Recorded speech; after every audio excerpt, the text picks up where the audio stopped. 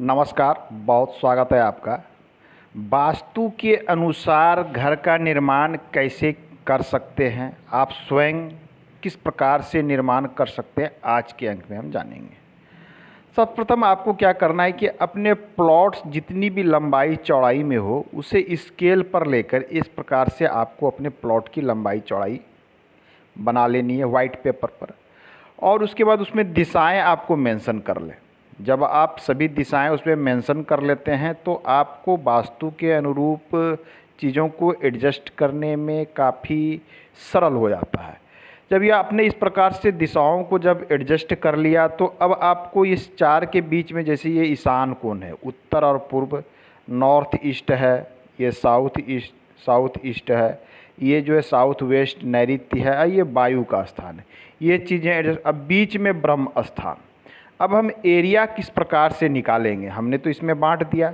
आपको करना क्या है कि जितनी भी आपकी दिशा में, मान लीजिए उत्तर दिशा में जितनी भी इसकी लंबाई है, हो सकता है कि आपकी ये 25 से 30 फीट हो। यदि ये 30 फीट है तो उसे 3 से डिवाइड करके आपको इसको 3 बराबर भागों में बांट देना है। ठीक इसी प्रकार से आपके पूर्व दिशा में जितनी भी हो 20, 25, 24 जो भी हो, उसे जो है इस प्रकार से 3 बराबर भागों में आपको बांट देना है। जब ये बांट देते हैं तो अब एरिया क्या है कि कुल ये 9 भागों में बट चुका है। वास्तु के रूल के अनुसार हमने इसे 9 भागों में बांट दिया है। टोटल 9 भाग में से एक भाग जो होता है हमारा होता है ब्रह्म स्थान का क्षेत्र। हमने इसमें ब्रह्म स्थान लिख रखा है। आपको अपने घर का ब्रह्म स्थान पता चल गया। तो अब हमें निर्माण में, चूँकि हम जानते हैं कि ब्रह्म स्थान में बहुत सारी चीज़ों का निर्माण हम नहीं कर सकते हैं, तो हम ब्रह्म स्थान से बचते हुए अब चीज़ों का निर्माण करेंगे। ये ब्रह्म स्थान जब आप तय कर लेते हैं तो इसका एक केंद्र भी तय कर लें। केंद्र बिंदु किस प्रकार से तय करेंगे, तो एक आप इस कॉर्नर से इस कॉर्नर तक एक जो है आप एक स्ट्रेट लाइन खींचेंगे इस प्रकार से। अब पुनः जो है एक नैऋत्य कोण से स्टार्ट करेंगे, ईशान कोण में एक इस प्रकार। ये जहाँ क्रॉस होता है ये आपके घर का केंद्र बिंदु होता है। यहाँ पर आपको एक डॉट दे देना है कि ये इसका केंद्र बिंदु है।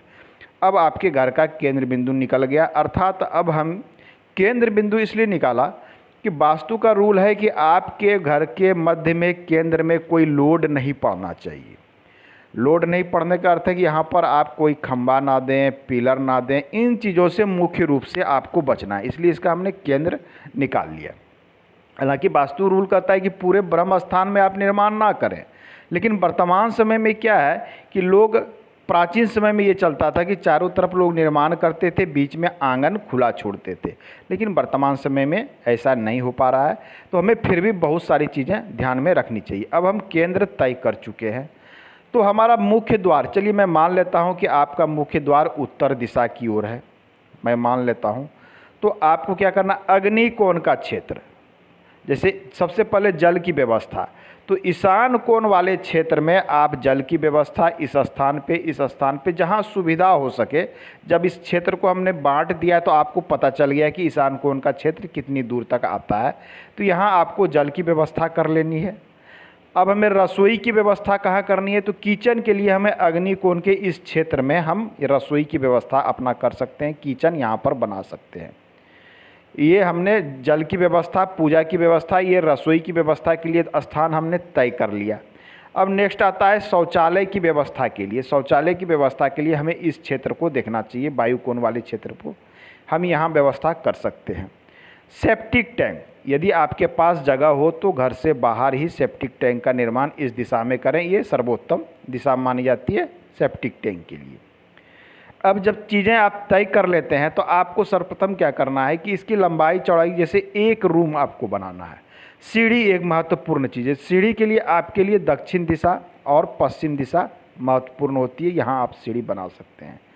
तो सर्वप्रथम आप एक स्ट्रेट लाइन खींचे इस प्रकार से। जब ये खींच लेते हैं आप, इसकी चौड़ाई लगभग 10 फीट रखें, मतलब रफ स्केच के लिए मैं बता रहा हूँ 10 फीट रखें। जब आप इस प्रकार से एक स्केच खींच लेते हैं तो आप क्या करेंगे, नैऋत्य कोण वाले क्षेत्र में आप एक शयन कक्ष का निर्माण कर लें। एक शयन कक्ष आपने बना लिया। अग्नि वाले क्षेत्र में आप एक रसोई बना लें। आप ये कितना बड़ा रसोई रखना है, रसोई जो है लगभग 80 स्क्वायर फीट कम से कम आप अवश्य रखें। कक्ष बना रहे हैं तो 110 120 स्क्वायर फीट न्यूनतम आप अवश्य रखें। अब आपके पास जितनी भी लंबाई है, तो एक कक्ष आपका यहाँ बन गया, दूसरा कक्ष यहाँ बन गया, तीसरा रसोई है, तो आपकी 3 चीज़ें तो घर में एडजस्ट हो गई। अब आपको प्रमुख चीज़ों में क्या एडजस्ट करना है? रसोई हो गया है, 2 रूम एडजस्ट हो चुके हैं, तो अब करना है आपको सीढ़ी घर। सीढ़ी के घर के लिए ये स्थान है आपके लिए, यहाँ भी कर सकते हैं या फिर यहाँ कर सकते हैं। तो आप ऐसा करें कि सीढ़ी घर आप यहाँ एडजस्ट कर दिए, तो चलिए सीढ़ी घर भी एडजस्ट हो गया। शौचालय बाथरूम, तो शौचालय बाथरूम हम इस क्षेत्र में एडजस्ट कर सकते हैं। तो अब देखिए एक एक करके सारी चीज़ें एडजस्ट इसमें हो गई। अब जो नेक्स्ट बच रहा है आपके पास अन्य जगह, तो बरामदा देना है, तो एक बरामदा आप या इस प्रकार से यहाँ दे सकते हैं। ये इस स्थान पे एक छोटा सा आप पूजा घर बना सकते हैं। तो इस प्रकार से हम चीज़ों को देकर बांटते हैं। तो अब जो हमने ये तो बता दिया यहाँ ये हो गया आपका रफ स्केच। जब आप इसको फाइनल करेंगे, अंतिम रूप देंगे, तो बहुत सारी चीज़ों पे बारीकियों से आपको ध्यान देनी है। ये तो रफली बना लिया कि यहाँ हम ये सब चीज़ों का एडजस्टमेंट कर सकते हैं। तो आपको एक आइडिया हो गया कि हमने R1 रूम दे दिया, दूसरा रूम दे दिया, रसोई दे दिया। मान लीजिए एक और रूम की आवश्यकता है, कुछ लोगों को 3 BHK की आवश्यकता होगी, तो एक रूम आप मान लिया जाए इस स्थान पे आपने एक रूम और निकाल लिया। तो ये आप इस प्रकार से रूम तो निकाल लिए। अब हम इसमें क्या करेंगे, बारीकियों के साथ ये बांटेंगे कि हम जो निर्माण कर रहे हैं, जैसे ये अग्निकोण, ये अग्निकोण में पड़ रहा है या नहीं पड़ रहा है। ये सारी चीज़ें किस पर पता चलेगी कि हमारे घर की लंबाई चौड़ाई पे। आपका घर यदि स्क्वायर शेप से मिलता जुलता हो, तो ये जो है इस प्रकार से हम 3 बराबर भागों में बांट के चीज़ों को एडजस्ट कर सकते हैं, निर्माण कर सकते हैं।